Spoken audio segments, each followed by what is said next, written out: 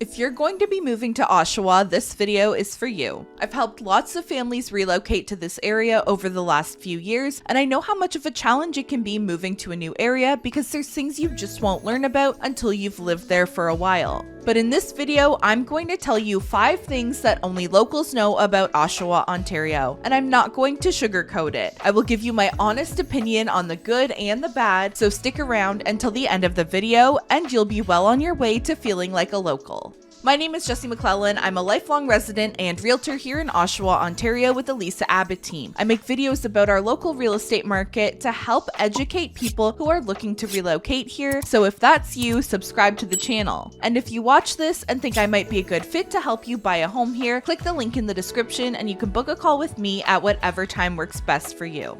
So I'll start you off with an area that's well known to longtime Oshawa residents, and that is the Glens. The Glens is located right up here in the North Glen community on the north side of Roslyn Road. This area is known to be a great neighborhood. It's one of Oshawa's most sought after areas, but usually only people who have lived in Oshawa for some time really know much about it. There's not a lot of turnover because people usually only leave if they move to a retirement home or pass away. You can find really nice bungalows, side splits, and 2-story homes, but on some streets you can find really unique homes, usually bungalows, that you won't find anywhere else in Durham Region. And some of these homes also back right onto the Oshawa Creek. The homes in this area can sell anywhere from $750,000 to over $1.5 million, depending on the condition and the design of the home. But the Glens aren't the only place you'll find some unique properties. Oshawa has a lot of creeks running through it, so there are many ravine lots located all over the city. So if you're looking for a home that's right in town but has the serene backyard nature feel to it, you can definitely find some great options in areas like this one, which is right near Sunset Heights Public School, which is a great school, by the way, one of the best ones in our area. But this area also has a lot of homes that back onto the Oshawa Creek or green space, and there's some one-of-a-kind homes in here as well. But if those aren't in your budget, you can also find some really well-kept bungalows in the low 700s that are in great condition on great lots and still near Sunset Heights Public School. There's plenty of other areas like these in Oshawa, so feel free to reach out to me if you want more information on those. Alright, so we've covered some good, now it's time for some bad. So Oshawa has gotten a bit of a bad reputation over the years, especially when they increased resources for the homeless population and those struggling with drug addiction, because those resources attracted more of those people, which has led to some issues specifically in this area right downtown Oshawa. Now, the good news is that downtown is really turning around. We have the Tribute Center, which I'll talk about more in a bit. We have the Biltmore Theatre and Regent Theatre, which all continue to bring great concerts to Oshawa. And now we have the new Bond Street Event Center, which is home to 2 more concert venues, a lounge, and a snack bar to grab a bite to eat and hang out. And most recently, the Market at 70 King Street, which is home to several unique restaurants, which is something Oshawa has needed for a long time. Despite the negative reputation, you can go downtown and enjoy a dinner and a concert or hockey game without running into any problems whatsoever. But you should stick to this area where the venues and restaurants are. Once you venture south of it is where many of the more problematic areas exist, like Memorial Park, which is located right downtown in Oshawa, and in recent years, it has become a meeting spot for a lot of the homeless population. And it's so close to the resources for them.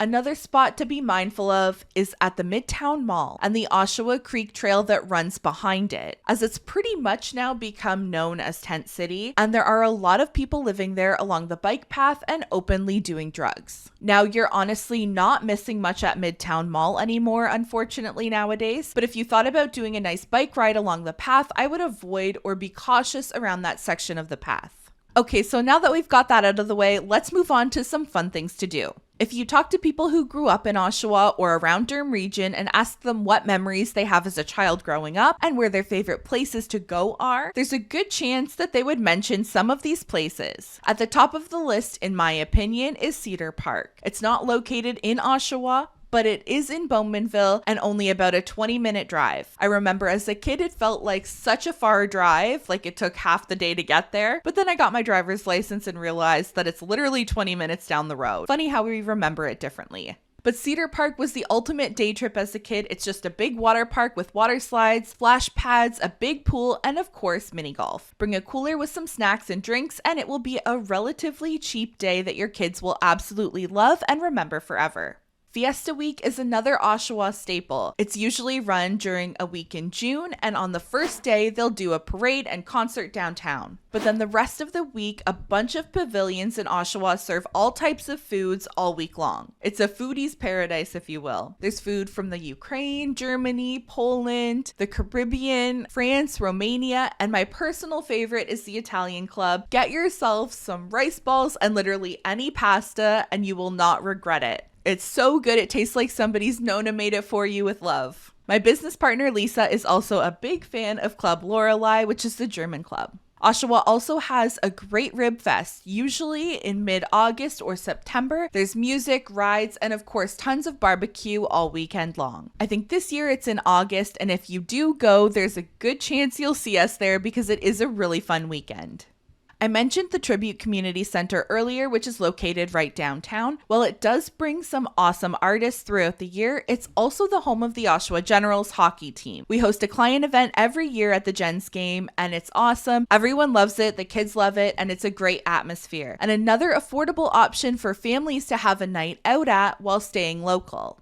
Some other great things are Jungle Cat World, just outside of Bowmanville. There's the Orono Fair, Pingle's Farm, and White Feather Farms in Raglan. I'm sure every kid in Oshawa has gone there at least once. And if you're looking for some free things to do, Cars on King is a classic car show hosted downtown Oshawa in late August, and it brings hundreds of classic cars, and it shuts down King Street for the day, and it's totally free to attend. Lakeview Park is one of the best waterfronts in Durham Region, in my opinion. Pack a picnic, take the kids down to the beach for the day. Whitby also has an excellent waterfront with some fun outdoor exercise equipment, and there's also the town brewery pump house open in the summer where you can grab a local craft beer and lunch. And something that's fairly new to Oshawa is the Convergence Festival. It's a totally free to attend music festival right downtown Oshawa that has great music, food, and other events. Lots of local businesses participate, and I think this year is only the second year, but it's growing so quickly. There's some well-known artists playing this year, so I would definitely recommend you mark September 21st off on your calendars. Durham Region also has some amazing conservation areas like Lynn Shores, where you'll see squirrels, birds, and chipmunks galore, and they'll come right up to you. Heber Down and Stevens Gulch, as well as trails like the ones found at my personal favorite spot, the Orono Crownlands.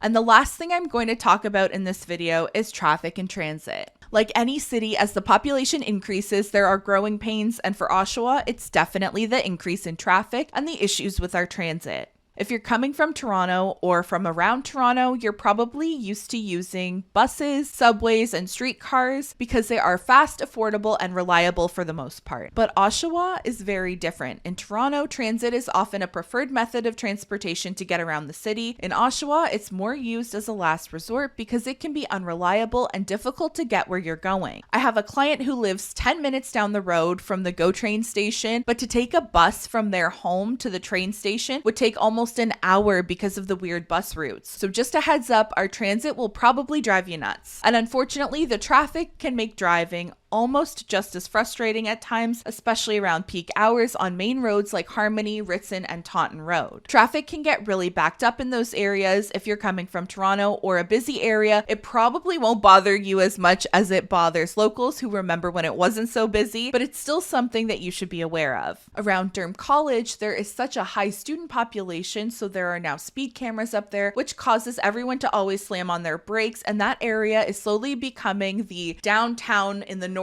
end with all of the recent growth. A lot of people hear about the south end of Oshawa not being a great area, which can be true depending and in certain pockets, but it really does just depend which pockets. But they'll often want to go somewhere in the north end that's nicer, but you have to be very careful there too, because around the college is probably actually not really an area you want to be in if you have a family. And you should consider if you use the 401 to commute and live in North Oshawa, when you get off the highway, it can be a long drive in traffic to get home. So sometimes it's worth finding a neighborhood that isn't too far north, or consider somewhere like South Curtis, because even though it's an extra 5-6 minutes on the highway, it can still save you about 20 minutes of driving to North Oshawa in rush hour traffic. If you'd like to speak with me about buying or selling a home in Oshawa or Durham Region, or if you just have questions about which areas are the best or which ones to avoid or be mindful of, you can use the link in the description to book a call with me. I've helped tons of families move here, and I'm happy to help you too. Click the like button if you found this video helpful, subscribe to the channel, and thank you so much for watching until the end. I'll see you in the next one next week.